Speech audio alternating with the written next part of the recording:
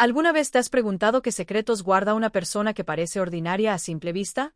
¿Y si detrás de esa sonrisa cotidiana se esconde un tesoro de bondad que nadie conoce? La historia que estás a punto de escuchar te hará cuestionar cuánto realmente conoces a las personas que tienes más cerca, especialmente aquellas que nunca hablan de sus buenas acciones. Prepárate para descubrir cómo un simple diario reveló 500 días de bondades silenciosas que cambiaron para siempre la vida de una familia. Antes de seguir adelante, cuéntanos desde dónde nos estás escuchando, y si esta historia te llega al corazón, asegúrate de suscribirte, porque mañana tenemos algo muy especial preparado para ti. Martín Suárez tenía 42 años y una vida que muchos envidiarían. Era profesor titular de literatura en la Universidad Nacional Autónoma de México, autor de 3 novelas aclamadas por la crítica y poseedor de un apartamento cómodo en la colonia Condesa. Su esposa Laura, de 40 años, trabajaba como enfermera en el Hospital General, donde llevaba más de 15 años atendiendo a pacientes con una paciencia que parecía inagotable. Tenían 2 hijos, Daniela de 14 años, estudiante brillante y apasionada del violín, y Tomás de 10, un niño sensible y creativo que adoraba dibujar historietas. Desde fuera, los Suárez parecían la familia perfecta, educados, estables económicamente, unidos. Sin embargo, como en todas las familias, existían grietas invisibles que con el tiempo habían comenzado a ensancharse. Todo comenzó a cambiar hace aproximadamente 2 años. Laura empezó a llegar cada vez más tarde del hospital. Al principio eran solo 30 minutos, luego 1 hora, y finalmente, había días en que llegaba casi 3 horas después de terminar su turno. Sus explicaciones eran vagas: hubo una emergencia, tuve que quedarme a terminar unos informes, el tráfico estaba imposible en periférico. Martín había intentado no darle mayor importancia, pero la semilla de la duda ya estaba plantada. Para complicar las cosas, Laura parecía cada vez más distante. Ya no compartía los detalles de su día como antes. Las cenas familiares, que solían estar llenas de conversaciones animadas, ahora transcurrían en un silencio incómodo apenas interrumpido por el sonido de los cubiertos. Por las noches, Laura solía encerrarse en el estudio con la excusa de poner en orden algunas cosas. Martín la había sorprendido varias veces escribiendo algo en un cuaderno que rápidamente ocultaba cuando él entraba. Los niños también habían notado el cambio. Daniela, con su sensibilidad adolescente, había preguntado a su padre si mamá estaba enferma o si había algo mal entre ellos. Tomás, más pequeño pero igualmente perceptivo, dibujaba cada vez más historietas donde una figura femenina parecida a su madre aparecía rodeada de nubes grises o alejándose por un camino. Martín había intentado hablar con Laura en varias ocasiones. ¿Está todo bien? ¿Hay algo que te preocupa? ¿Necesitas ayuda con algo? Pero las respuestas de Laura siempre eran las mismas: estoy cansada, es solo el trabajo, no te preocupes por mí. Sin embargo, Martín podía sentir que había algo más, algo que su esposa no estaba compartiendo. Una noche, después de que Laura rechazara su invitación a ver una película juntos, algo que solían disfrutar antes, Martín se encontró despierto a las 3 de la madrugada, dando vueltas en la cama vacía. Laura había mencionado que tenía guardia nocturna, pero cuando Martín llamó al hospital para desearle buenas noches, la recepcionista le informó que Laura no estaba programada para trabajar esa noche. La duda se transformó en un nudo en el estómago. ¿Estaría Laura viéndose con alguien más? ¿Habría dejado de amarlo sin tener el valor de decírselo? Los escenarios más oscuros comenzaron a poblar su mente mientras observaba el techo de la habitación. La mañana siguiente era sábado. Los niños habían ido a casa de los abuelos paternos para pasar el fin de semana. Laura aún no había regresado a casa. Martín, con ojeras profundas por la noche en vela, deambulaba por el apartamento como un fantasma. Fue entonces cuando entró al estudio en busca de alguna pista, alguna explicación para el comportamiento de su esposa. El estudio era un espacio pequeño pero acogedor, con una ventana que daba al Parque México. Había una mesa de trabajo donde Laura solía organizar sus turnos y estudiar para sus actualizaciones médicas. Sobre la mesa había varios papeles, el estetoscopio de Laura y un portarretratos con una foto familiar tomada hacía unos 5 años en Acapulco, todos sonriendo bajo el sol. Martín comenzó a revisar los cajones. Se sentía como un intruso en su propia casa, pero la necesidad de saber superaba cualquier escrúpulo. En el segundo cajón encontró varias facturas, recetas médicas y otros documentos sin importancia. Fue en el tercer cajón, oculto bajo una pila de revistas médicas, donde encontró lo que Laura tanto escondía: un diario de tapas azules, con la palabra registro escrita a mano en la portada. Preparar y narrar esta historia nos llevó mucho tiempo, así que si la estás disfrutando, suscríbete a nuestro canal, significa mucho para nosotros. Ahora, volvamos a la historia. Martín sostuvo el diario en sus manos durante varios minutos, debatiéndose entre abrirlo o respetar la privacidad de Laura. Finalmente, el temor a lo desconocido pudo más. Con manos temblorosas, abrió el diario. La primera página tenía una fecha de hacía exactamente 500 días y una anotación simple. Día 1, hoy comienza mi proyecto personal. Nadie debe saberlo, ni siquiera Martín. Especialmente Martín. El corazón de Martín se aceleró. Sus peores temores parecían confirmarse. Continuó leyendo. Hoy ayudé a doña Mercedes, la señora que vende tamales en la esquina del hospital. Su hijo está enfermo y no tiene seguro social. Lo examiné en mi descanso y le conseguí medicamentos de la farmacia del hospital. No es mucho, pero su sonrisa de agradecimiento iluminó mi día. Una buena acción, 499 por delante. Martín parpadeó confundido. No era lo que esperaba encontrar. Pasó a la siguiente entrada.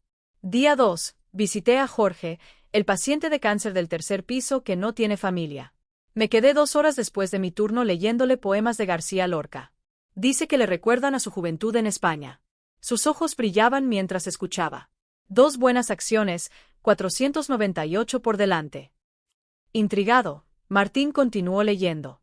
Página tras página, día tras día, Laura documentaba meticulosamente pequeñas y grandes bondades que realizaba en secreto. Ayudar a un estudiante de enfermería a preparar un examen importante. Llevar comida casera a un anciano que vivía solo cerca del hospital. Organizar una colecta para la operación de un niño sin recursos. Quedarse horas extras sin cobrar para acompañar a pacientes terminales que no tenían visitas. A medida que avanzaba en la lectura, Martín sentía una mezcla de asombro, vergüenza y admiración creciendo en su interior. Laura no estaba alejándose de la familia, estaba entregando pedazos de su tiempo, de su energía y de su corazón a personas que lo necesitaban desesperadamente. Algunas entradas eran breves. Día 145. Compré un libro de dinosaurios para Miguel, el niño de oncología que siempre me pregunta sobre ellos. Su cara al recibirlo valió cada peso. 355 por delante. Otras eran más extensas y detalladas, como la del día 273. Hoy conocí a Elena, una mujer que llegó a urgencias después de ser golpeada por su pareja. Le di mi número personal y la dirección de un refugio seguro. Tres horas después me llamó para decirme que había tomado sus dos hijos y había dejado a su agresor. Me pidió que la acompañara a poner la denuncia porque tenía miedo.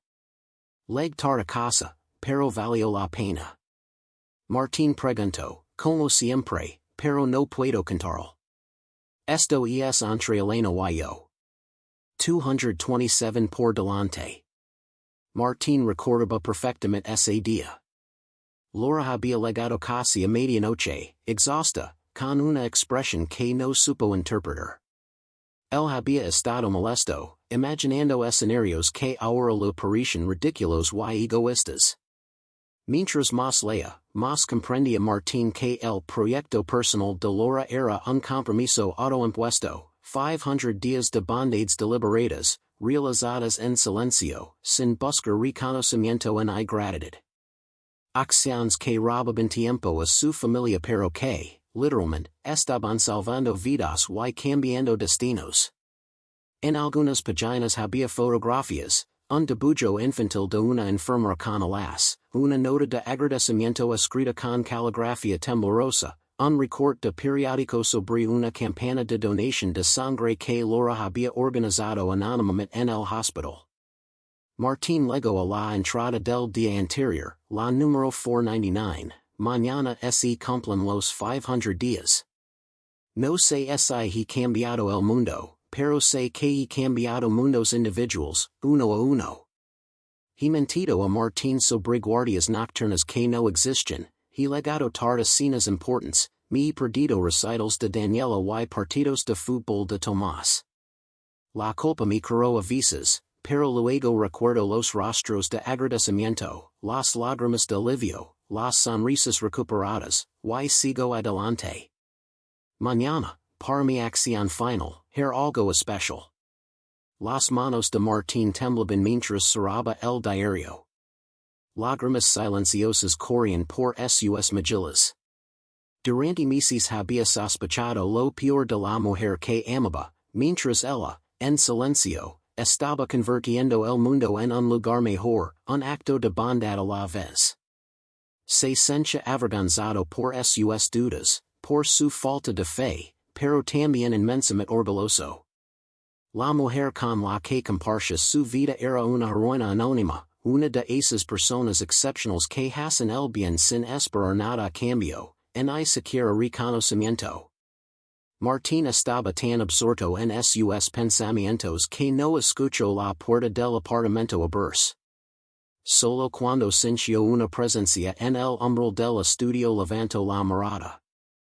Laura estaba allí, con su uniforme de enfermera erigado y ojeras profundas bajo los ojos. Su mirada pasó del rostro de Martín al diario abierto sobre el escritorio. Lo leíste, dijo Laura. No era una pregunta, sino una constatación. Martín asintió, incapaz de articular palabras. Laura entró lentamente en el estudio y se sentó frente a él. Parecía agitada, pero también había algo más en su expresión, algo parecido al alivio.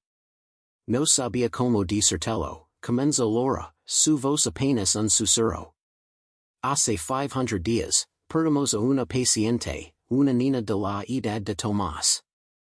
Hice todo lo que pude, seguí todos los protocolos, pero no fue suficiente. Esa noche, cuando regresé a casa, mira en nuestros hijos dormidos y sentí un vacío enorme. Pensé en la madre de esa niña, en cómo su mundo se había destruido en un instante, mientras el mío seguía intacto, privilegiado. Laura hizo una pausa, sus ojos fijos en el diario sobre la mesa. Esa noche decidí que haría una diferencia real, no solo como enfermera cumpliendo un turno, sino como ser humano. Me propuse realizar 500 actos de bondad, uno por cada día, durante casi un año y medio. Al principio eran cosas pequeñas, luego me fui involucrando más, dedicando más tiempo. Y apartando más de nosotros, completo Martín, su voz ronca por la emoción contenida. Laura asintió, sus ojos llenos de lágrimas. No encontraba el equilibrio.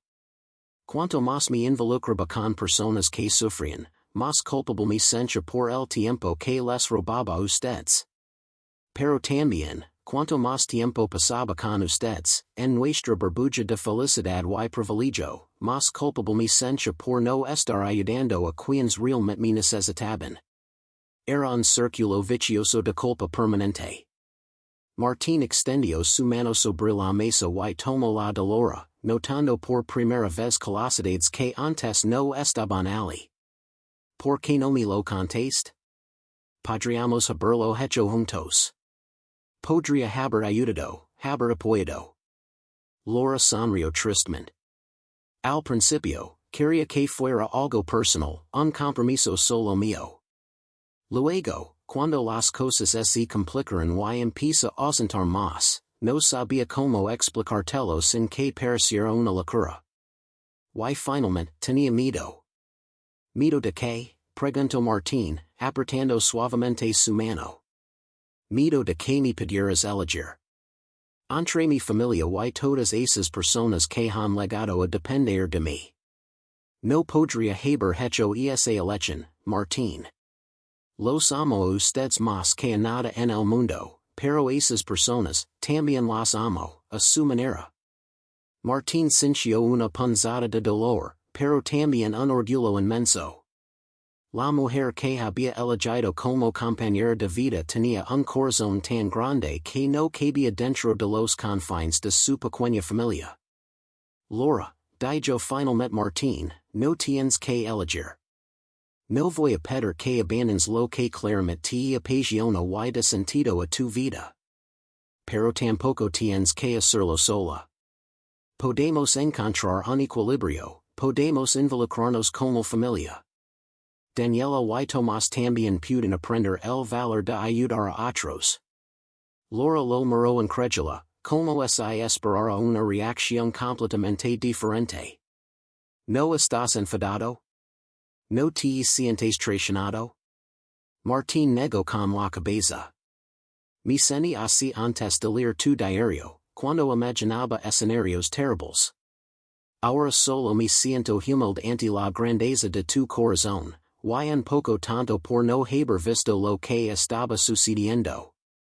Laura sonrió entre lágrimas. Hoy es el día 500, dijo.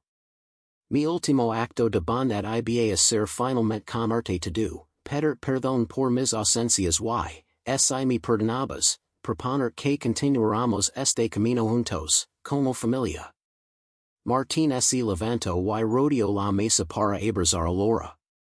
No hay nada que perdonar. Lo que has hecho estos 500 días es extraordinario. Estoy orgulloso de ser tu esposo, y nuestros hijos estarán orgullosos de tener una madre como tú cuando lo sepan. Laura se hundió en su abrazo, dejando salir por fin toda la tensión acumulada durante esos 500 días de secretos y doble vida. Tengo tanto que contarte, susurró contra su pecho. Tantas historias, tantas personas increíbles que he conocido. Y quiero escuchar cada una de ellas, respondió Martín. Pero primero, necesitas descansar. Has cargado este peso tú sola durante demasiado tiempo.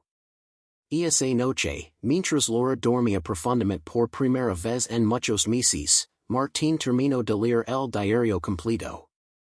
Cada página le revelaba una nueva faceta de la mujer con la que llevaba casado 15 años, una profundidad que no había sabido ver. Cuando el sol comenzaba a asomarse por la ventana, Martín tomó una decisión. Salió silenciosamente del apartamento y fue hasta una librería cercana que abría temprano. Compró un cuaderno de tapas verdes, similar al de Laura pero nuevo, y regresó a casa. En la primera página escribió, Día 1 hoy comienza nuestro proyecto familiar. Inspirados por Laura, los Suárez inician 1000 días de bondades compartidas. Juntos podemos hacer el doble de bien en la mitad del tiempo. Cuando Laura despertó, encontró el nuevo diario sobre la almohada junto a ella, y a Martín observándola con una sonrisa. ¿Qué es esto? Preguntó, tomando el cuaderno. Nuestro futuro, respondió Martín. Si tú pudiste hacer 500 actos de bondad en solitario, imagina lo que podemos lograr los cuatro juntos. Laura abrió el cuaderno y leyó la primera entrada. Sus ojos se llenaron de lágrimas nuevamente, pero esta vez eran lágrimas de alegría y esperanza. ¿Estás seguro? Preguntó. No es fácil. A veces es doloroso, descartar. Estoy seguro, afirmó Martín. Además, ya tengo nuestra primera acción planeada para hoy. ¿Cuál? Preguntó Laura, intrigada. Martín sonrió misteriosamente.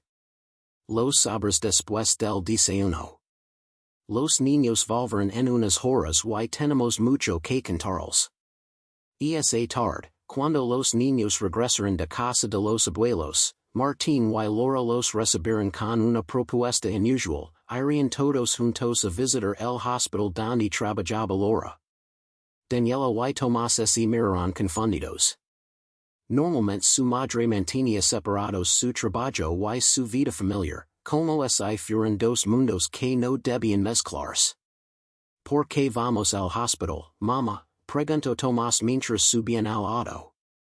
¿Está alguien enfermo?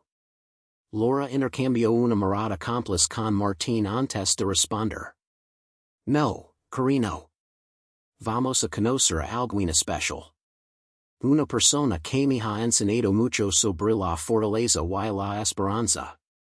Durante el trayecto, Laura comenzó a contar sobre Miguel, un niño de 8 años que llevaba 6 meses internado en la planta de oncología pediátrica. Sus padres habían tenido que regresar a su pueblo en Oaxaca para cuidar de sus otros hijos, y solo podían visitarlo una vez al mes. Miguel está prácticamente solo allí, explicó Laura. Pero nunca lo escucharás cuidarse. Siempre está sonriendo, dibujando dinosaurios y cenando con ser paleontólogo cuando crezca. Tomás, aficionado también a los dinosaurios, se mostró inmediatamente interesado. Daniela, más reservada, observaba sus padres con curiosidad. Algo había cambiado entre ellos, una tensión que había estado presente durante meses parecía haberse disipado.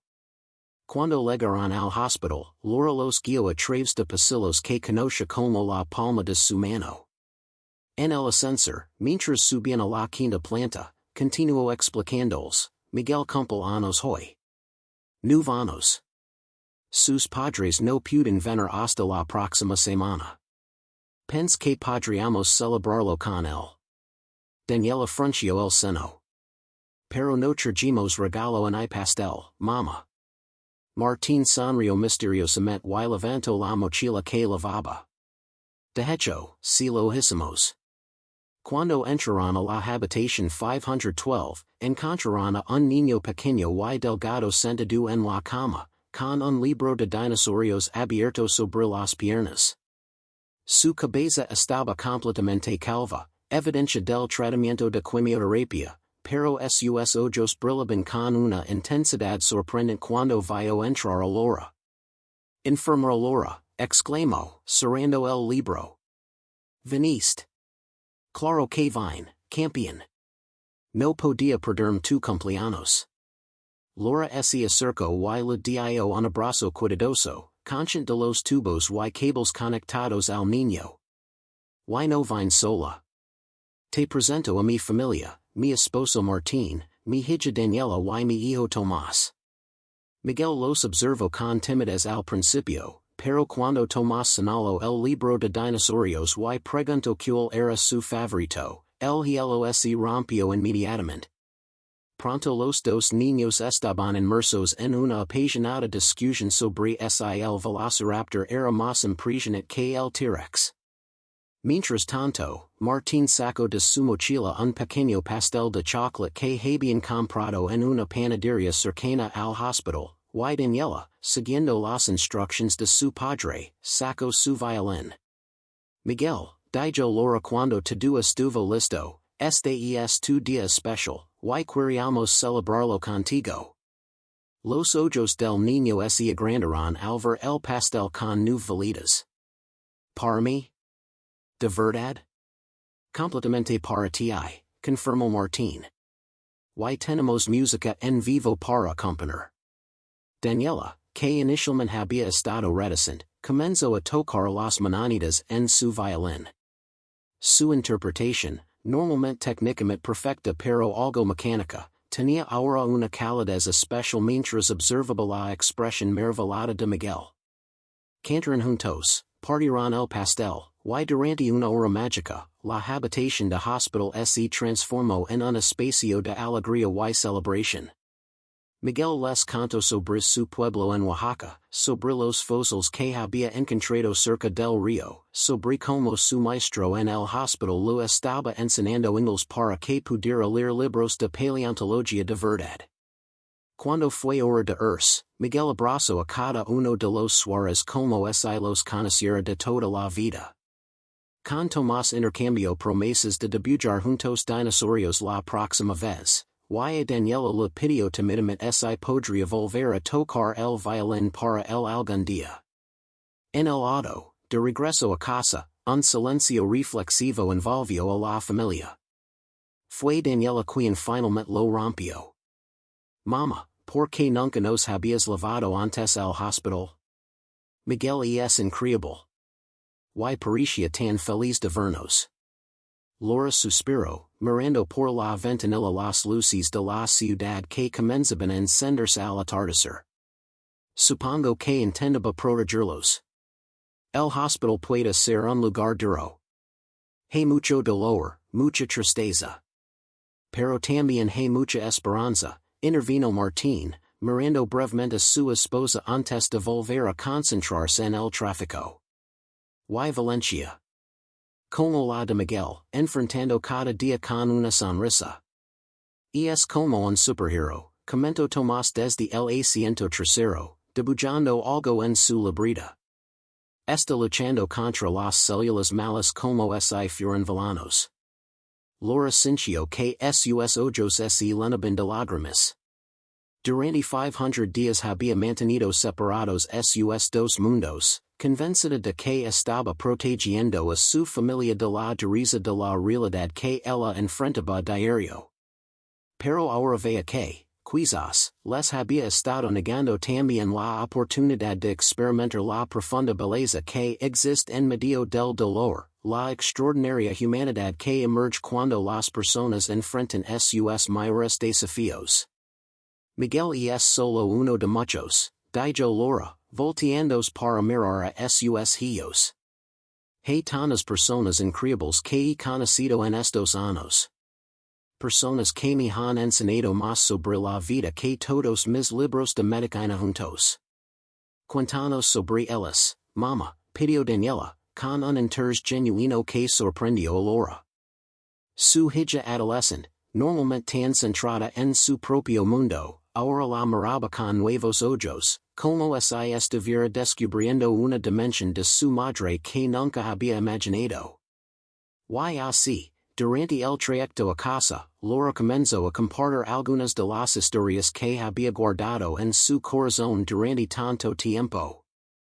Les habló de Dona Mercedes, la vendedora de tamales que ahora tenía un pequeño puesto dentro del hospital gracias a una iniciativa que Laura había impulsado.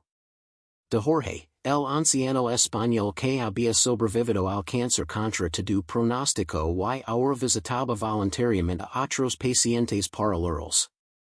De Elena, la mujer que había escapado de una relación abusiva y ahora dirigía un grupo de apoyo para otros supervivientes.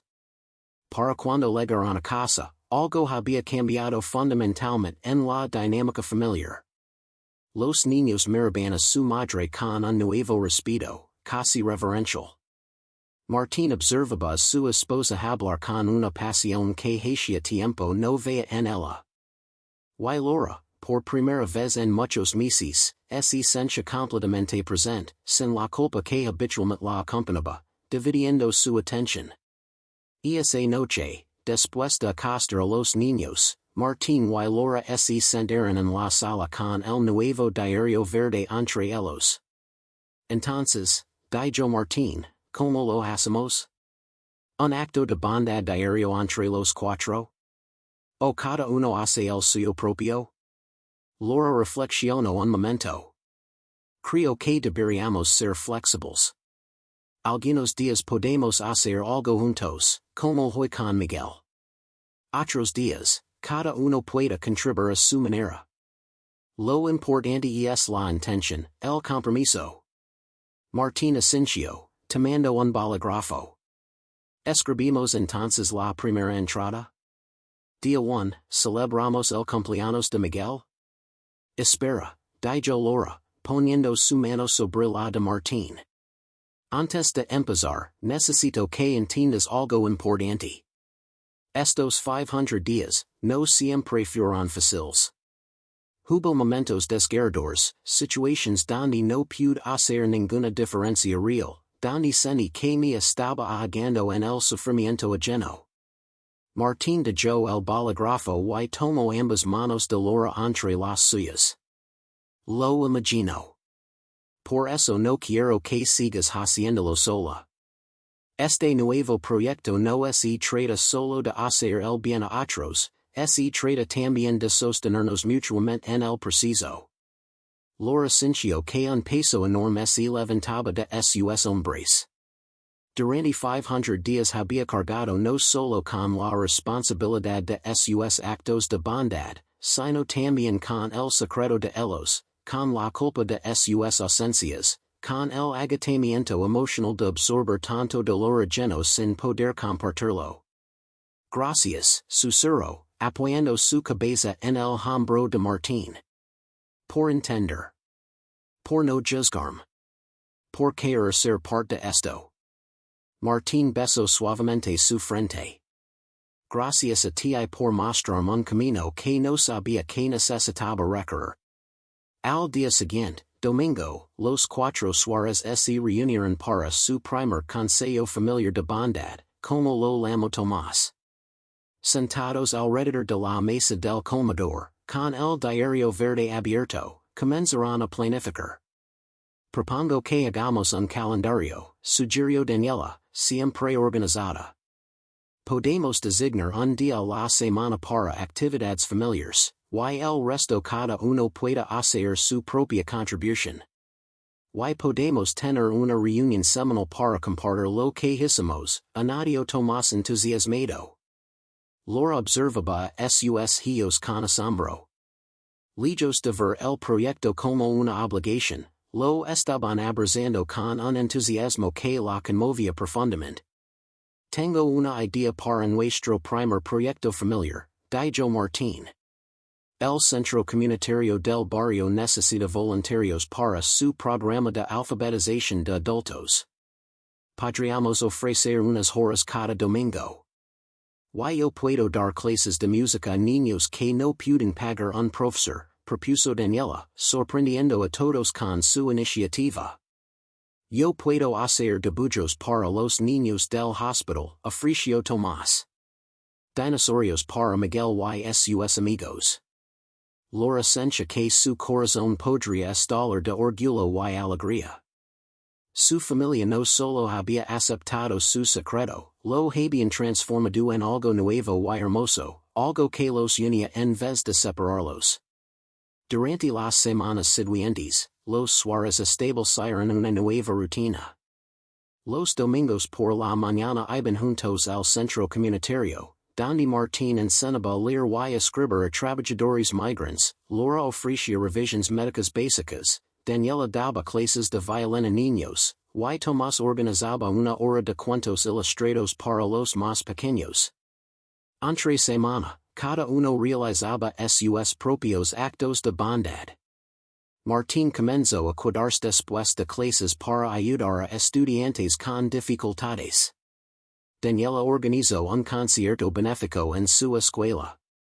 Tomás convenció a sus compañeros de clase para hacer tarjetas de ánimo para los pacientes del hospital.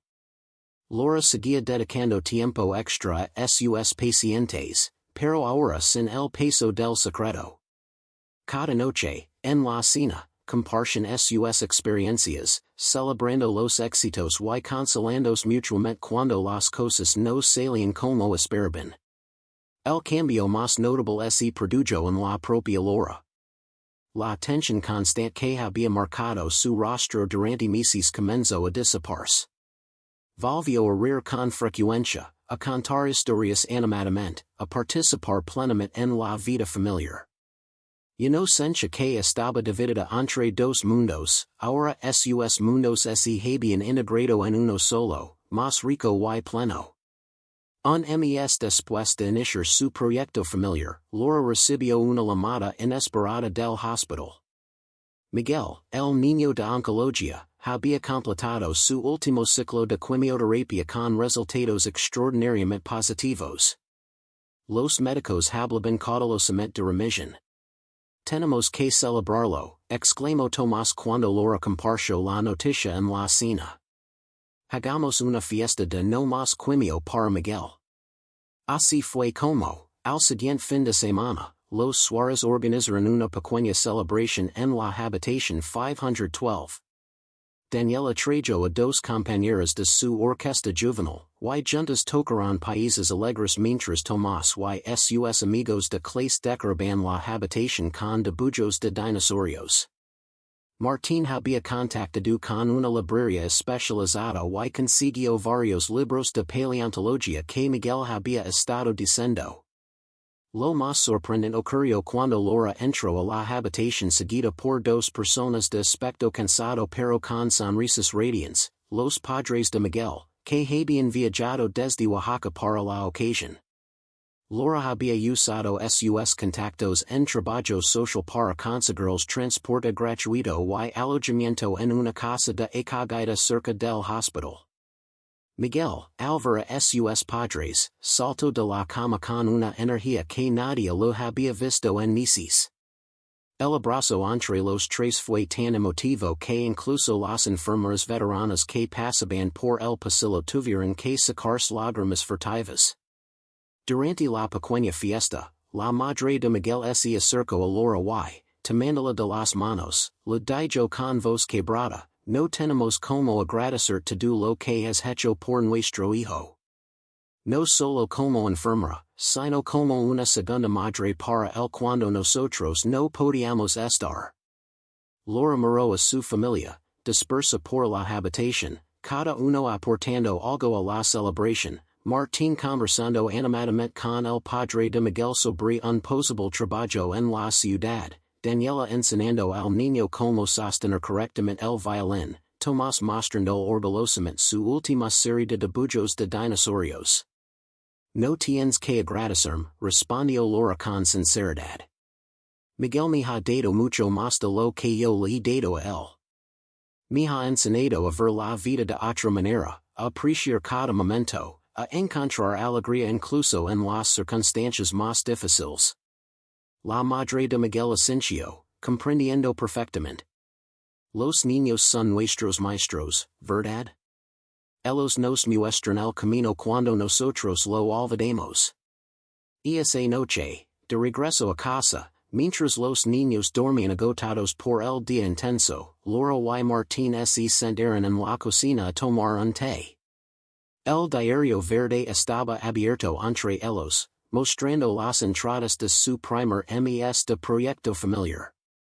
Sabes, dijo Martín mientras pasaba las páginas llenas de anotaciones, fotografías y pequeños recuerdos, creo que estamos haciendo algo verdaderamente importante aquí.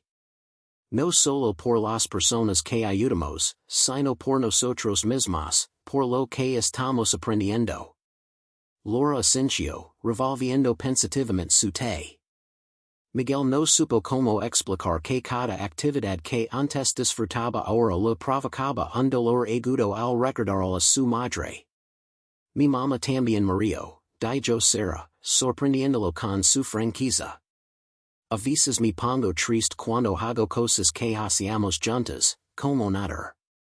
Pero la abuela Dolores dice que cuando hacemos cosas que nos gustaban hacer con las personas que ya no están, es como si ellas estuvieran nadando con nosotros.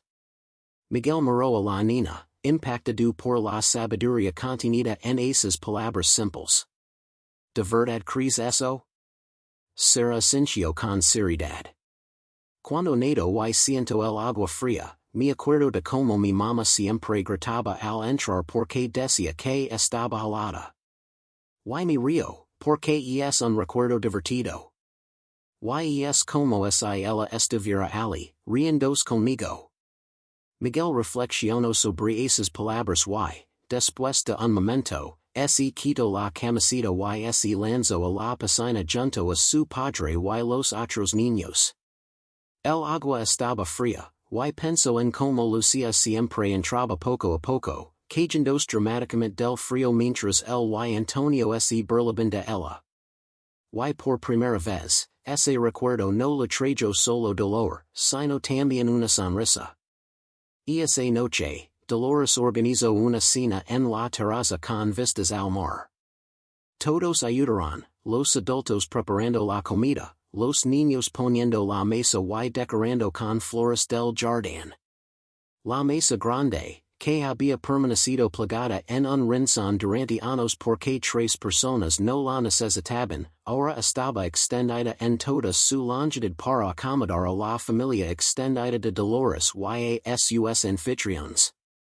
Durante la cena, Antonio observaba fascinado la dinámica de aquella familia. Como los adultos cuidaban a los pequeños, como los adolescentes bromeaban entre ellos pero ayudaban cuando se les pedía, como todos escuchaban con atención cuando Dolores contaba una anécdota o daba un consejo. Eran una familia unida no por el dolor compartido, aunque lo habían experimentado, sino por el amor, el respeto y la alegría de estar juntos. Miguel también observaba, y poco a poco se fue integrando. Primero respondiendo cuando le preguntaban directamente, luego participando espontáneamente en las conversaciones, y finalmente riendo abiertamente con las bromas y anécdotas que compartían. Era como si la presencia de aquella familia numerosa y cálida actuara como un balsamo para su alma herida. Después de la cena, cuando los niños pequeños ya estaban acostados y los adultos conversaban tranquilamente en la terraza, Antonio se acercó a Dolores. ¿Cómo lo haces, Dolores? Has creado una familia maravillosa, a pesar de todas las dificultades. Dolores sonrió. No hay ningún secreto mágico, señor Vega. Solo amor, consistencia y la voluntad de poner a la familia por encima de todo lo demás. Y, por supuesto, aprender a amar a los que se han ido sin dejar que su ausencia nos impida seguir viviendo. Antonio miró hacia donde Miguel conversaba animadamente con Javier, el nieto adolescente de Dolores. Me equivocado tanto con Miguel este último año. Cree que podía comprar la solución a su dolor. Contrata los mejores especialistas, compare los mejores equipos, pero olvide lo más importante, estar realmente presente para él, hablar abiertamente sobre su madre, permitirnos llorar juntos y también reír juntos recordándola. Dolores puso una mano en el brazo de Antonio, un gesto sencillo pero reconfortante. No se tan duro consigo mismo, señor Vega. El dolor nos hace cometer. Lo importante es que está aquí ahora, intentándolo de nuevo. Y Miguel lo vi, cream. El fin de semana en la Costa Brava resultó ser un punto de inflexión para la familia Vega. Durante esos 2 días, Miguel experimentó más momentos de alegría genuina que en todo el año anterior. Corrió por la playa con los nietos de Dolores, aprendió a pesca con Marcos, el hijo mayor de la cocinera, y por las noches se unió a las tertulias familiares en la terraza, escuchando atentamente las historias que cada miembro compartía. Para Antonio, la experiencia fue igualmente transformadora. Observando a la familia de Dolores, entendió lo que había estado haciendo mal todo ese tiempo. Había intentado arreglar el dolor de Miguel como si fuera un problema de negocios, identificando el problema, contratando a los mejores especialistas, implementando soluciones técnicas, evaluando resultados. Pero el dolor no era un problema a resolver, era una experiencia a atravesar, idealmente acompañados por personas que realmente se preocupaban. La mañana del domingo, mientras tomaban café en la terraza viendo amanecer sobre el mar, Antonio le propuso algo a Dolores que cambiaría el rumbo de sus vidas. He estado pensando, Dolores. Me gustaría ofrecer un puesto permanente en nuestra familia. No solo como cocinera o cuidadora, sino como una especie de mentora familiar. Para Miguel y, honestamente, también para mí. Dolores lo miró con sorpresa. ¿Mentora familiar?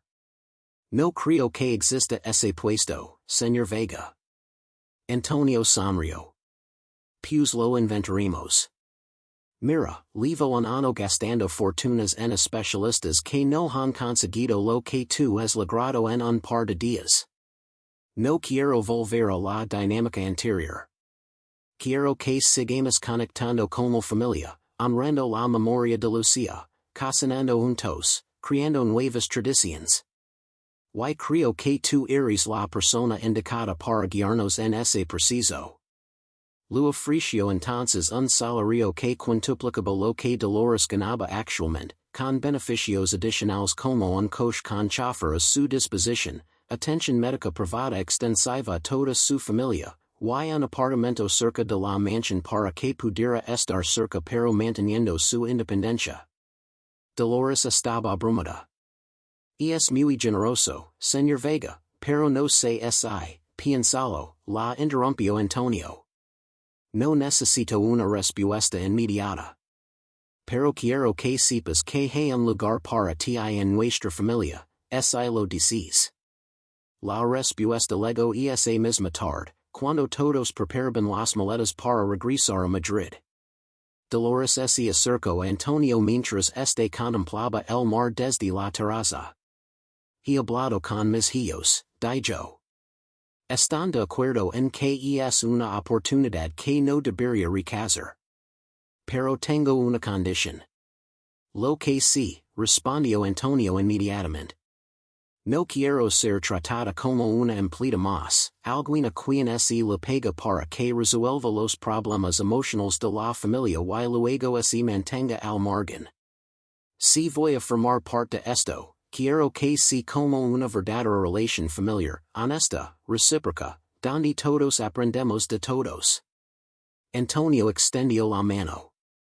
Trato hecho. Y te aseguro que tengo mucho más que aprender de ti y que tú de mí.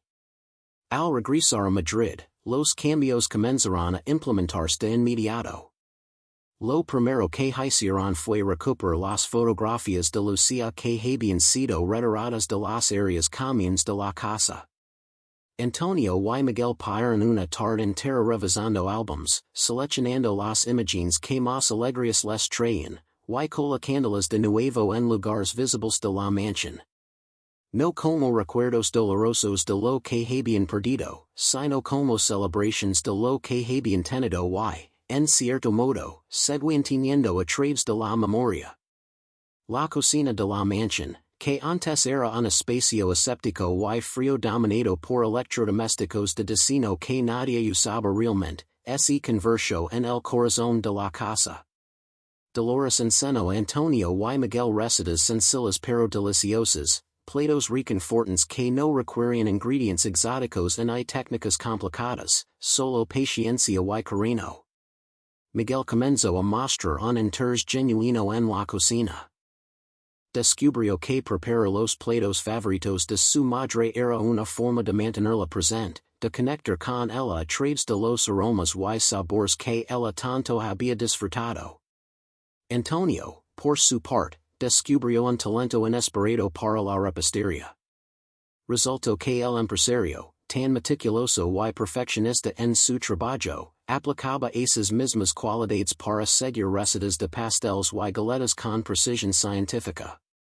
Pero los cambios más significativos ocurrieron fuera de la cocina.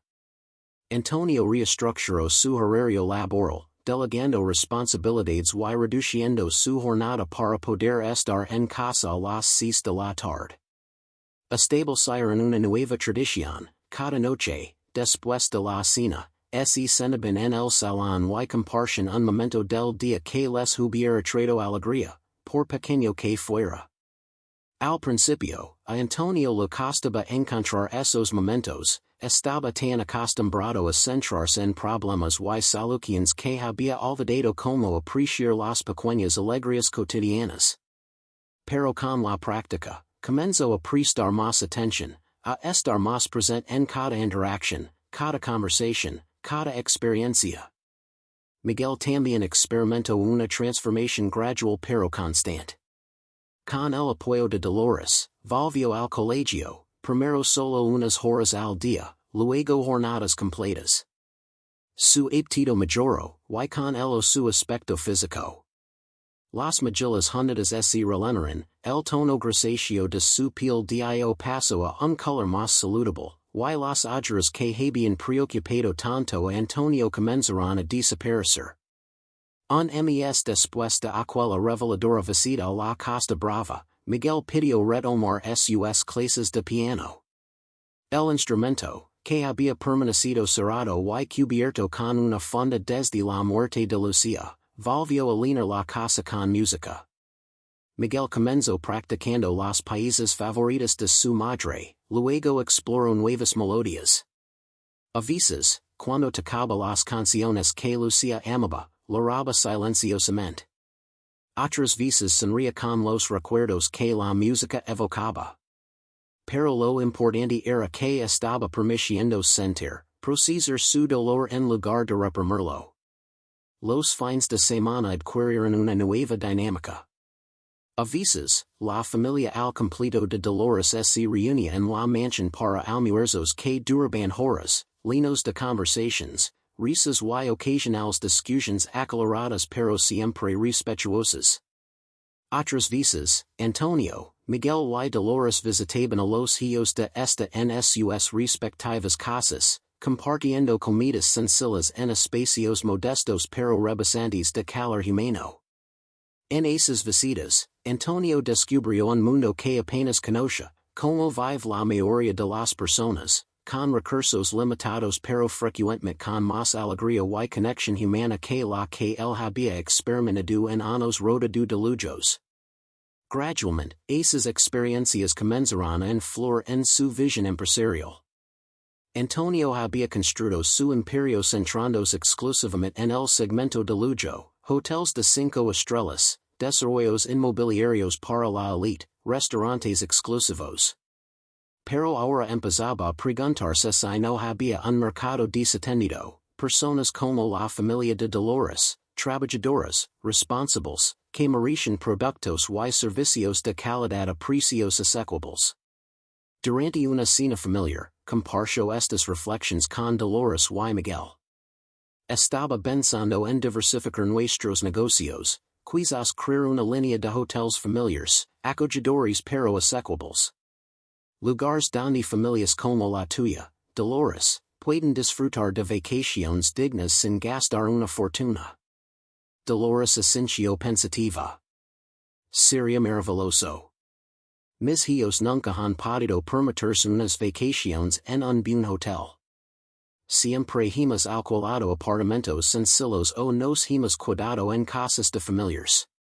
¿Y qué te parecería ser consultora para ese proyecto? Preguntó Antonio. Nadie mejor que tú para saber qué necesita y valora una familia trabajadora cuando sale de vacaciones. Dolores lo miró sorprendida. ¿Yo? Pero no sé nada de hoteles ni de negocios. Sabes mucho más de lo que crees, respondió Antonio. Conoces a las personas, sus necesidades reales, lo que hace que un espacio sea acogedor y no solo lujoso. Ese conocimiento es más valioso que cualquier estudio de mercado que pueda encargar. La conversación quedó allí esa noche, pero la semilla estaba plantada. En los siguientes meses, Antonio comenzó a investigar seriamente la viabilidad de una cadena de hoteles familiares de calidad pero asequibles. Consultaba constantemente con Dolores, cuyas opiniones sobre lo que constituía un espacio verdaderamente acogedor para familias resultaron invaluables. Miguel también se involucró, aportando ideas desde la perspectiva de un adolescente sobre qué actividades y espacios serían atractivos para los niños y jóvenes. Lo que había comenzado como una reestructuración familiar estaba evolucionando hacia un replanteamiento completo de los valores empresariales y personales de Antonio. El empresario que antes solo se preocupaba por los márgenes de beneficio y el retorno de inversión ahora consideraba el impacto social de sus negocios, la satisfacción real de sus clientes, el bienestar de sus empleados. Un día, mientras Antonio trabajaba en su despacho en casa, otra novedad, antes siempre trabajaba en la oficina, recibió una visita inesperada. Miguel entró sin llamar, algo que nunca habría hecho meses atrás. Papá, tengo una idea para tus nuevos hoteles, dijo sin preámbulos. Antonio dejó lo que estaba haciendo y prestó toda su atención a su hijo. Soy todo oídos. Estaba pensando en mamá, en lo mucho que disfrutaba cocinando para nosotros cuando estábamos de vacaciones, aunque el apartamento que alquilábamos tuviera una cocina minúscula. Tus hoteles familiares tuvieran cocinas compartidas. No para sustituir al restaurante, sino como una opción adicional. Espacios donde las familias pudieran cocinar juntas y quisieran, compartir recetas, conocer a otros huéspedes. Antonio miró a su hijo con asombro. Era una idea brillante, innovadora, que captaba perfectamente la esencia de lo que estaban tratando de crear, no solo un lugar para dormir, sino espacios para formar recuerdos familiares inolvidables. Miguel, eso es extraordinario. Y es exactamente el tipo de idea que hace que un hotel sea diferente, especial. El adolescente sonrió, visiblemente orgulloso. Podríamos llamar la cocina de Lucía. Para honrar a mamá. Antonio sintió que se le humedecían los ojos. Y es perfecto. Y esa misma tarde, Mientras preparaban la cena juntos, Antonio le contó a Dolores la idea de Miguel. La cocinera sintió entusiasmada. Y es una idea maravillosa. La comida ama las personas como pocas cosas en este mundo. Cuando compartes una cocina, compartes mucho más que un espacio, compartes historias, tradiciones, cultura. Me gustaría que supervisaras personalmente el diseño y funcionamiento de esas cocinas compartidas, le propuso Antonio. Nadie entiende mejor que tú como hacer de un espacio culinario un lugar de encuentro y no solo de preparación de alimentos. Dolores lo miró con una mezcla de sorpresa y gratitud. Antonio, has cambiado tanto en estos meses. Antes apenas me miraba cuando me dabas instructions sobre las comidas, y ahora me pides que diseñe espacios para tus hotels. Antonio reflexionó sobre esas palabras. Era cierto.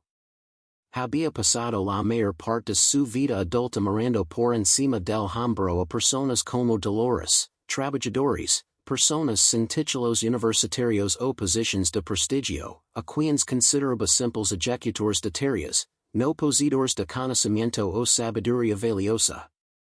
Pero el sufrimiento no pide permiso en inseguros, completo Laura. Simplemente aparece, y lo único que podemos elegir es como respondemos a él. Los siguientes días establecieron una nueva rutina en la casa de los Suárez. Por las mañanas, después del desayuno, Laura llevaba a los tres hermanos a visitar a su madre en el hospital. Aunque aún estaba en cuidados intensivos y apenas consciente, los médicos habían acordado que era importante para los niños verla, hablarla, mantener esa conexión vital. Martín se había tomado unos días libres de la universidad para estar disponible. Cada tarde, después de las visitas hospitalarias, organizaba actividades para distraer a los pequeños, desde salidas al parque cercano hasta sesiones de pintura o narración de cuentos. Daniela y Tomás se habían convertido en aliados invaluables, ofreciendo su compañía y comprensión de una manera que solo otros niños podían hacer. Al tercer día, llegaron los abuelos desde Mérida. Don Alberto y Dona Concepción, ambos en sus 60, con rostros marcados por la preocupación y el viaje apresurado. La reunión con sus nietos fue emotiva, llena de abrazos y lágrimas contenidas. No tenemos palabras para agradecerles, dijo Don Alberto a los Suárez mientras los niños mostraban a su abuela la habitación donde habían estado durmiendo. Que abrieron su casa a nuestros nietos en un momento así, y es una bondad que nunca olvidaremos. No fue nada, respondió Martín con sinceridad. Sus nietos son niños maravillosos. Ha sido un privilegio poder ayudar. Esa noche, los abuelos se quedaron a cenar. La mesa del comedor estaba más llena que nunca, con 9 personas compartiendo una comida que Laura y Dona Concepción habían preparado juntas. Había una extraña mezcla de tristeza y calidez en el ambiente, como si dos familias que nunca debieron haberse conocido bajo estas circunstancias hubieran encontrado consuelo en su conexión mutua. Después de que los niños se fueron a dormir, ahora los tres juntos en la habitación de Daniela, quien había insistido en ceder su espacio, los adultos se sentaron en la sala con tazas de café. Los médicos dicen que Carmen está mejorando lentamente, informó Don Alberto, refiriéndose a su hija. Aún no está fuera de peligro, pero hay motivos para la esperanza. Eso es una excelente noticia, dijo Laura, quien había estado siguiendo de cerca el caso, consultando con los colegas que atendían a Carmen. Hemos estado pensando, continuó Dona Concepción, en que haremos cuando ella se recupera lo suficiente para ser dada de alta. Nuestra casa en Mérida es pequeña, y con los 3 niños. La decisión de los abuelos de Carmen tomó un giro inesperado que cambiaría para siempre la vida de ambas familias. En lugar de volver inmediatamente a Mérida, Don Alberto y Dona Concepción encontraron un pequeño apartamento en alquiler a solo 3 cuadras de la casa de los Suárez.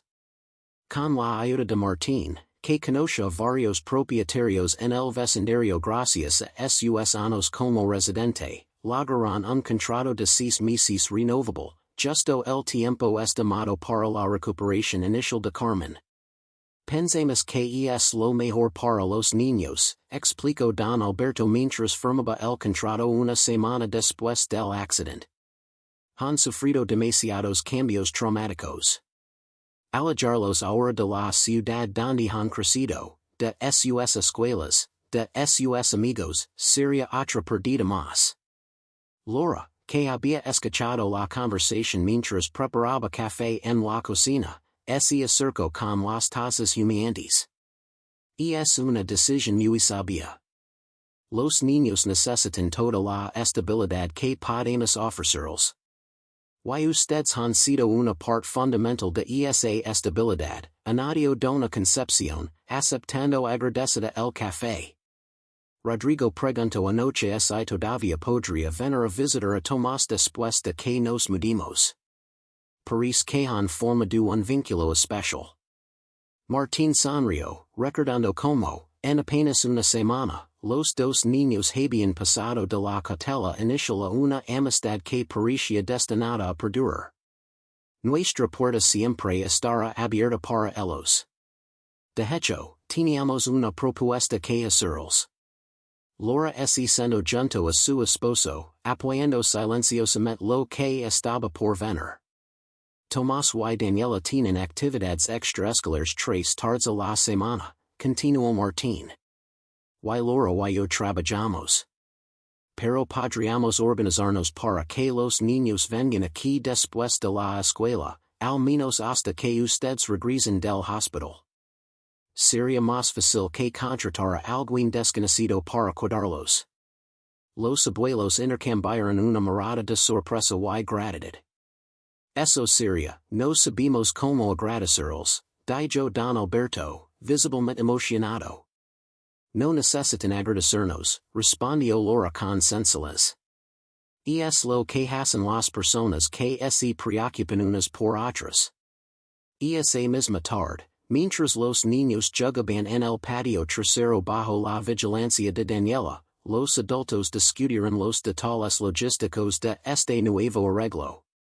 Pero lo que comenzó como una conversación práctica pronto se transformó en algo más profundo.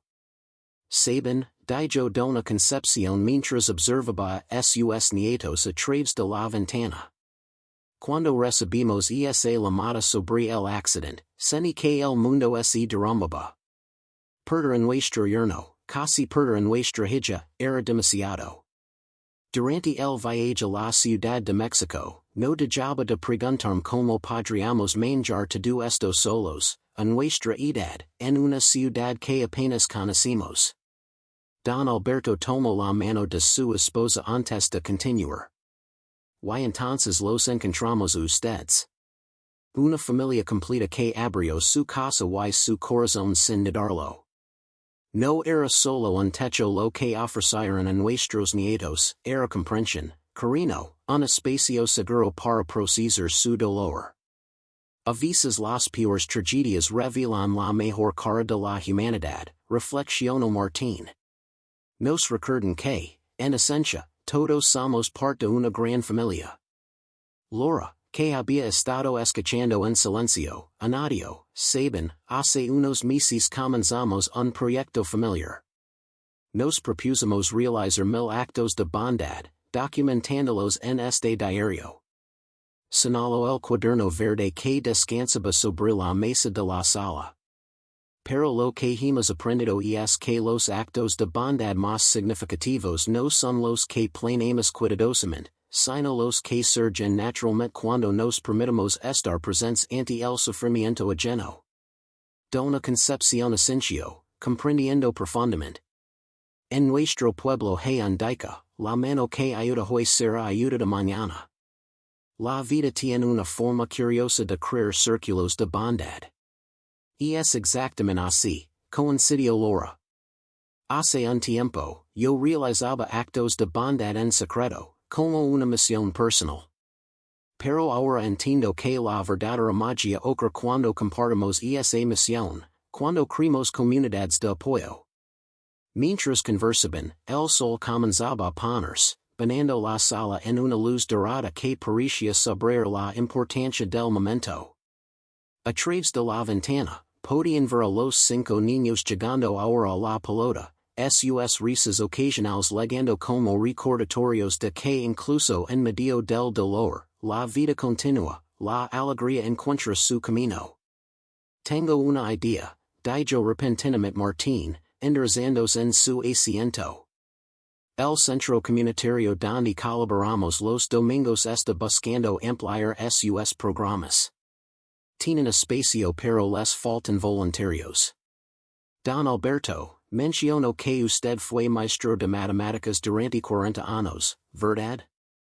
El anciano asintió, sorprendido por el giro de la conversación. Y dona Concepción, Laura me contó que usted es una cocinera extraordinaria y que dirigía un comedor escolar. Así es, confirmó ella, con una mezcla de modestia y orgullo. Alimenta varias generaciones de niños meridianos. Han pensado que harán durante los próximos meses, mientras están en la ciudad, preguntó Martín. Porque el centro necesita desesperadamente un programa de apoyo escolar en matemáticas y un taller de cocina económica y nutritiva para madres jóvenes. Los ojos de Dona Concepción se iluminaron con interés. ¿Crees que podríamos ser útiles? A nuestra edad. Más que útiles, afirmó Laura. Serían invaluables. Su experiencia, su sabiduría, es exactamente lo que esa comunidad necesita. Don Alberto se frotó pensativamente la barbilla. Siempre he creído que enseñar es una forma de devolver lo que la vida nos ha dado. Y ahora mismo, tenemos tanto que agradecer. Además, añadió Martín, sería una forma constructiva de canalizar la preocupación mientras Carmen se recupera. Y los niños podrían acompañarlos algunos días, ver a sus abuelos compartiendo sus talentos con otros. La idea fue tomando forma mientras la tarde avanzaba. Para cuando los niños entraran, hambrientos después de sus juegos, los 4 adultos habían esbozado un plan que no solo beneficiaría al centro comunitario, sino que también ayudaría a los Gómez, los abuelos, a sentirse útiles y conectados durante su estancia en la ciudad. La cena esa noche tuvo un air de celebración, a pesar de las circunstancias que habían unido a ambas familias. Los niños, entiendo el cambio de ánimo en los adultos, participaban más animadamente en la conversación. Incluso Rodrigo, que había mantenido una seriedad protectora desde el accidente, se permitió algunas risas cuando Tomás contó una anécdota escolar particularmente divertida. Abuelo, preguntó de repente Lucía mientras todos tomaban póster, ¿es verdad que vas a enseñar matemáticas a otros niños? Don Alberto asintió, sorprendido de que la pequeña hubiera captado esa parte de la conversación adulta. Así es, princesa. ¿Y tu abuela vía enseñar a cocinar? ¿Qué te parece? La niña lo consideró seriamente antes de responder. Creo que está bien. Ayudar a otros te hace sentir mejor cuando estás triste. Un silencio conmovido siguió a esta simple pero profunda observación. Laura miró a Martín, ambos pensando lo mismo, esa niña de 6 años había capturado perfectamente la esencia de lo que ellos habían descubierto en los últimos meses. Tienes toda la razón, Lucía, dijo finalmente Laura, alcanzando la mano de la pequeña. Ayudar a otros nos ayuda a nosotros mismos. Es como un círculo mágico de bondad. Un círculo mágico, preguntó Sebastián, el más pequeño, con los ojos muy abiertos. Daniela, que había estado escuchando atentamente, decidió intervenir. Es como cuando lanzas una piedra al agua, Sebastián. Se forman ondas que se extienden y extienden. Cada acto de bondad es como esa piedra, creando ondas que tocan a muchas personas, incluso algunas que ni siquiera conocemos. Tomás Asensio vigorosamente. Como en nuestro diario verde. Empezamos ayudando a una persona, y esa persona ayuda a otra, y así sucesivamente. Los tres hermanos Ramírez miraron con curiosidad el mencionado diario, que descansaba en una estantería cercana. ¿Qué es ese diario verde del que hablan? Preguntó Rodrigo. Martín intercambió una mirada con Laura antes de responder. Es nuestro registro de bondades. Hace unos meses decidimos como familia realizar 1000 actos de bondad y documentarlos. 1000, exclamó Lucía, impresionada. ¿Cuántos leven? Laura sonrió. Algo más de 100. Pero hemos aprendido que no se trata tanto del número como de la intención y el impacto. ¿Y nosotros contamos como una de esas bondades? Preguntó Rodrigo, con una perspicacia sorprendente para su edad. No exactamente, respondió Martín con honestidad. Ustedes no son un acto de bondad para nosotros. Son amigos, casi familia. Las conexiones humanas verdaderas van más allá de cualquier proyecto o cantio. La respuesta pareció satisfacer a Rodrigo, que asintió pensativamente. Lucía, sin embargo, tenía otra pregunta. ¿Podemos ayudar? ¿Podemos hacer bondades con ustedes? Laura sintió que su corazón se expandía con una emoción difícil de describir. Esta niña, que había perdido a su padre y suya madre luchaba por su vida, estaba pensando en cómo ayudar a otros. Por supuesto que pueden, respondió, con la voz ligeramente quebrada. De hecho, creo que podríamos iniciar un nuevo diario, uno que incluya ambas familias. Y así, en esa noche improbable, nació el proyecto de las dos familias, como lo llamaría posteriormente Tomás. Un compromiso compartido de sembrar bondad donde fuera posible, especialmente en los lugares marcados por el dolor y la pérdida. Las semanas siguientes establecieron una nueva normalidad. Los abuelos Gómez se instalaron en su apartamento, creando un hogar acogedor para sus nietos. Carmen fue trasladada de la unidad de cuidados intensivos a una habitación regular, mostrando mejoras lentas pero constantes. Los niños regresaron a la escuela, y tal como habían planeado, pasaban las tardes en casa de los Suárez hasta que sus abuelos regresaban del hospital. El centro comunitario, por su parte, floreció con las contribuciones de Don Alberto y Dona Concepción. El taller de matemáticas prácticas del abuelo se convirtió rápidamente en uno de los más populares, con su enfoque en resolver problemas cotidianos usando principios matemáticos simples. Y las clases de cocina económica y nutritiva de Dona Concepción tenían lista de espera, especialmente después de que comenzó a incorporar recetas yucatecas adaptadas a ingredientes accesibles en la capital. Laura y Martín, fieles a su compromiso, continuaron con sus propias iniciativas. Pero ahora, lo que había comenzado como un proyecto familiar se había transformado en algo más amplio, una red de apoyo que se extendía más allá de los confines de su hogar. El nuevo diario, de tapas rojas para diferenciarlo del verde original, se llenaba con entradas de ambas familias. Algunas eran actos pequeños, Rodrigo ayudando a un compañero nuevo a integrarse en la escuela, Daniela organizando una colecta de libros para la biblioteca del hospital, Don Alberto ofreciendo tutorías adicionales a un estudiante con dificultades. Otras entradas documentaban esfuerzos más ambiciosos, la campana mochilas linas que ambas familias organizaron para el inicio del año escolar, recolectando útiles para niños de bajos recursos, el concierto benéfico donde Daniela y otros jóvenes músicos tocaron para recaudar fondos para la unidad de oncología pediátrica, el programa de abuelos adoptivos que Don Alberto y Dona Concepción iniciaron en el centro comunitario, conectando a ancianos solitarios con niños que necesitaban apoyo.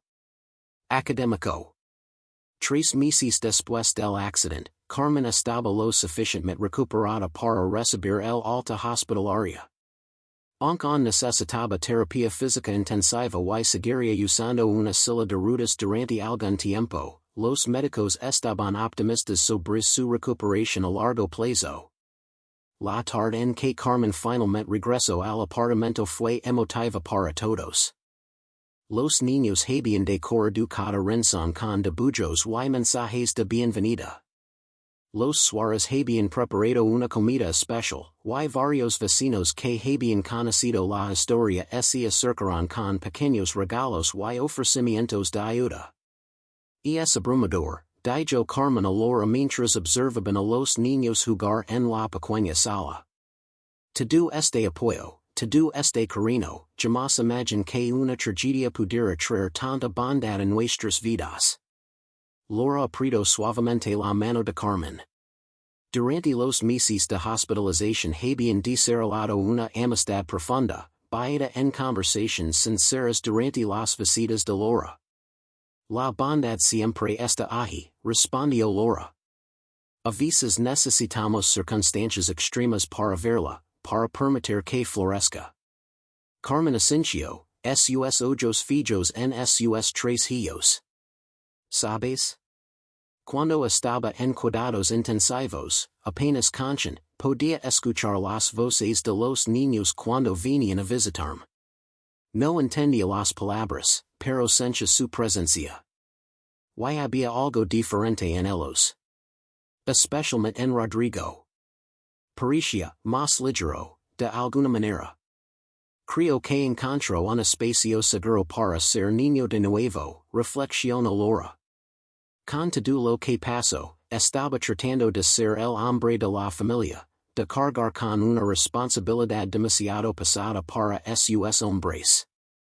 Pero al ver como los adultos nos organizamos para cuidarlos, pudo permitir ser simplemente Rodrigo, un niño de 8 años que ama los dinosaurios y el fútbol. Carmen sonrió a través de las lágrimas. Hoy me contó sobre el proyecto de las 2 familias. Me mostró el diario rojo y me explicó muy seriamente que ahora tengo una responsabilidad de bondad, como él la llamó. Laura rió suavemente. Ese niño tiene una forma única de expresar las cosas. Pero tiene razón, ¿sabes? Todos tenemos esa responsabilidad, aunque no siempre la recordemos. No la olvidar de nuevo, prometió Carmen con determinación. No después de todo esto. Esa noche, cuando los Suárez regresaron a su casa, encontraron un paquete en la entrada.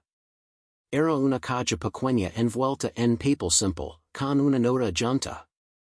Martín la leyó en voz alta, querida familia Suárez, no existen palabras suficientes para expresar nuestra gratitud por todo lo que han hecho por nosotros. Dentro de esta caja hay algo especial. Es una tradición yucateca regalar un caballito de bondad a quienes han cambiado nuestras vidas con su generosidad. Es un símbolo de como la bondad, al igual que un caballo, puede llevarnos a lugares que nunca imaginamos. Con eterno agradecimiento, la familia Ramírez Gómez. Dentro de la caja había 5 pequeñas figuras de madera talada, caballitos, cada uno único, pintados en brillantes colores. Un de tal conmovedor, cada caballo llevaba en su lomo un diminuto libro, representando el diario que había unido a ambas familias. Son preciosos, susurró Daniela, tomando delicadamente uno de color azul. Y miren, señaló Tomás, tienen nuestras iniciales grabadas. Laura tomó el suyo, un caballo de color verde esmeralda con la letra L grabada en la base. Lo giro entre sus dedos, admirando el trabajo artesanal, sintiendo el peso simbólico del pequeño objeto. Voy a ponerlo junto a mi cama, decidió.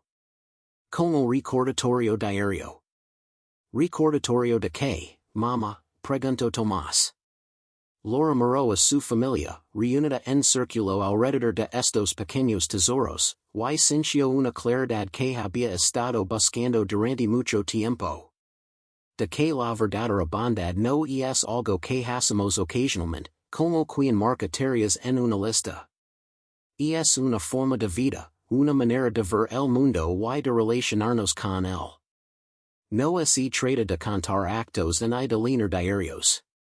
Se trata de abrir nuestros corazones de tal manera que la bondad fluya naturalmente de nosotros, especialmente hacia quienes más la necesitan. Martín Suárez, comprendiendo perfectamente. Y de que las conexiones humanas que creemos en el preciso son el verdadero tesoro. No los actos en sí, sino los lazos que formamos al realizarlos. 5 años después, el diario verde original descansa en una vitrina en la sala de los Suárez, completamente lleno con las 1000 entradas que se propusieron originalmente. El diario rojo, iniciado aquella noche con los Ramírez Gómez, está igualmente completo y acompañado ahora por un tercero de color azul. Pero más significativos que estos registros son los cambios permanentes en las vidas entrelazadas de ambas familias. Carmen, completamente recuperada, dirige ahora un programa de apoyo para familias afectadas por accidentes traumáticos, inspirado directamente en su propia experiencia. Los abuelos Gómez decidieron quedarse definitivamente en la Ciudad de México, convirtiendo lo que comenzó como una estancia temporal en un nuevo capítulo de sus vidas. Los niños, ahora adolescentes, continúan su amistad inquebrantable. Rodrigo y Tomás asisten al mismo instituto, inseparables a pesar de sus personalidades contrastantes. Daniela, en su primer año de universidad estudiando medicina, ha encontrado en Lucía una hermana pequeña y confidente. Y Sebastián, ahora con 8 años, divide su tiempo entre ambos hogares con la naturalidad de quien tiene, efectivamente, dos familias. Laura, mirando retrospectivamente aquel diario que inició en secreto 500 días antes de que Martín lo descubriera, reconoce ahora que lo que parecía un proyecto personal era en realidad el comienzo de una transformación mucho más amplia. No solo su familia había crecido en compasión y generosidad, habían sido catalizadores para un movimiento que ahora involucraba decenas de personas en su comunidad. El círculo de bondad, como lo llamaban ahora, se reunía mensualmente en el centro comunitario, trayendo nuevos proyectos, compartiendo recursos, conectando necesidades con habilidades. Lo que comenzó como un secreto guardado en un diario azul se había convertido en una fuerza visible de cambio positivo. Y todo comenzó porque Martín, aquel sábado lejano, encontró por casualidad un diario que documentaba 500 días de bondades que Laura nunca había mencionado. No fue casualidad, diría años después de una concepción en la celebración del quinto aniversario del círculo. Hay momentos en la vida en que el universo conspira para que descubramos exactamente lo que necesitamos encontrar. Para Laura, la mayor lección de todo este viaje había sido simple pero profunda: la bondad, cuando se comparte, se multiplica. Lo que había comenzado como una misión solitaria para compensar el privilegio, se había transformado en una comunidad vibrante unida por el compromiso de hacer del mundo un lugar más compasivo, un acto de bondad a la vez. La bondad compartida, escribió en la última página del tercer diario, es como una semilla plantada en tierra fértil. Crece, florece y produce nuevas semillas que el viento leva a lugares que jamás hubiéramos imaginado alcanzar solos. A continuación, tienes 2 historias más destacadas justo en tu pantalla. Si esta te llegó al corazón, no quieres perder estas otras. Solo es clic y descubrirlas. Y no olvides suscribir y activar la campanita de notifications para no perder ninguna de nuestras publications. Y no es buscar soluciones complicadas, sino volver a lo básico, el pan compartido, la historia contada, la mano tendida en el momento preciso. Esa noche, mientras los últimos invitados se retiraban y el nuevo hotel quedaba en silencio, Antonio, Miguel y Dolores se sentaron en la terraza con vistas a la ciudad histórica. Bajo un cielo estrellado, compartieron una tortilla de patatas preparada según la receta de Lucía, acompañada del pan recién horneado en las cocinas del hotel. No necesitaban muchas palabras. Sabían que habían creado algo extraordinario juntos, algo que iba mucho más allá de un negocio exitoso o un proyecto benéfico. Habían redescubierto el significado de la familia, habían aprendido que los verdaderos tesoros no estaban en las cuentas bancarias sino en las conexiones humanas auténticas, habían comprobado que el amor, incluso después de la pérdida más devastadora, siempre encuentra nuevos caminos para florecer. Y todo había comenzado con la sabiduría simple pero profunda de una mujer que, en lugar de grandes teorías sobre el duelo y la recuperación, sabía que a veces la mejor medicina para un corazón roto es una tortilla de patatas preparada con amor, una historia compartida alrededor de la mesa, la creación paciente de nuevos recuerdos felices que no borran pero suavizan el dolor de la pérdida. Antonio Vega, el millonario que había gastado una fortuna en especialistas buscando la solución al dolor de su hijo, finalmente había comprendido la lección más valiosa, que a veces las respuestas que buscamos desesperadamente están mucho más cerca de lo que creemos, esperando a ser descubiertas en los lugares más cotidianos, en las personas más sencillas, en los gestos más humildes pero llenos de amor genuino. La historia de los Vega y Dolores Martínez continuaría escribiéndose día a día, expandiéndose para incluir a más personas, crear más espacios de sanación, tocar más vidas. Pero los cimientos ya estaban firmemente establecidos, en la comprensión de que la verdadera riqueza está en el amor compartido, en la convicción de que las perdidas, por dolorosas que sean, no tienen por qué definirnos para siempre, y en la certeza de que, a veces, la solución a nuestros problemas más profundos está esperando pacientemente en la habitación más humilde de nuestra casa, en el corazón generoso de quien menos esperamos. A continuación, tienes dos historias más destacadas justo en tu pantalla. Si esta te ha impactado, no quieres perder estas. Simplemente clic y descubrirlas. Y no olvides suscribir y activar la campana de notifications, para no perder ninguna de nuestras publications.